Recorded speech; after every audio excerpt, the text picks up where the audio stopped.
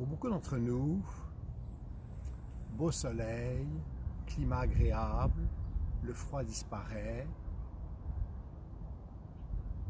Finalement, notre vie, elle est assez confinée dans le sens de confortable. Alors bien sûr, la télévision, les informations, Internet ne font pas de tout ce qui se passe comme drame dans le monde. Mais c'est pas le tout de se tenir informé. C'est à nous d'être des acteurs qui s'impliquent pour que ce qui se passe actuellement puisse changer. Et si notre pouvoir sur le virus lui-même directement est très limité, la science le montre bien, dans l'état actuel des choses, il y a un pouvoir qui t'appartient, qui est celui du cœur, celui de la charité, celui de l'amour. Et là, tu es invité à le vivre au quotidien. Et spécialement demain, jeudi 14 mai, pour une journée de prière, de jeûne, de gestes de miséricorde. Pour montrer cette communion de toute l'humanité dans le spirituel, face à des défis auxquels nos politiques échouent, où notre santé fait l'expérience de ses limites, tellement de familles dans le deuil, dans l'inquiétude actuellement. Je reçois des messages des uns et des autres, prier pour tel ou tel, qui est aux urgences, qui ne va pas bien. Et ici ou ailleurs de par le monde, c'est la même situation. Alors comment relever le défi pour rester dans l'espérance et être acteur, et pas seulement attendre que ça se passe? Eh bien, prie, jeûne, pose des actes de miséricorde.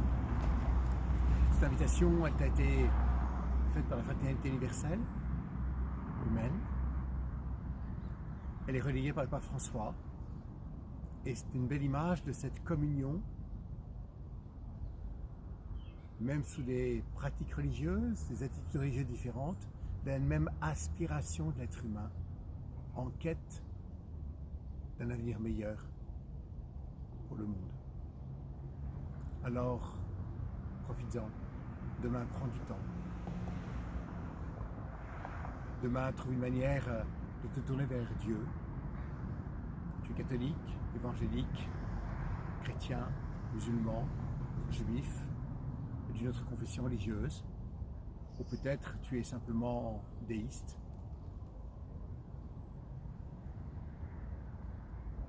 Sache prendre du temps pour intercéder pour notre univers, pour notre monde. On en a besoin. Pour tant de souffrance et d'épreuves.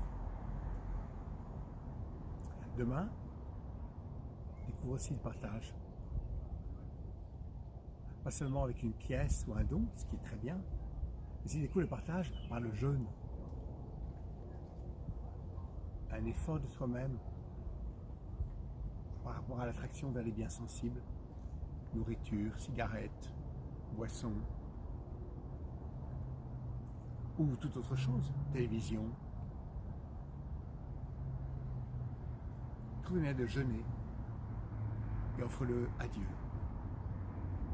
Demain, 14 mai, pose un geste de miséricorde, de compassion, d'amour à l'égard de tel ou tel dans ton entourage. Peut-être s'inquiéter pour la santé de l'un ou de l'autre, peut-être un appel téléphonique, peut-être aussi très concrètement proposer d'aller faire l'épicerie à la voisine ou au voisin qui a déjà un âge qui lui rend moins facile ce genre de déplacement. Trouvons la manière de faire que ce 14 mai rayonne d'une vraie charité de par le monde entier. Alors ce serait une belle manière de nous préparer à la fête de la Pentecôte. Que ce feu de Dieu embrasse nos cœurs. Amen. Bon 14 mai.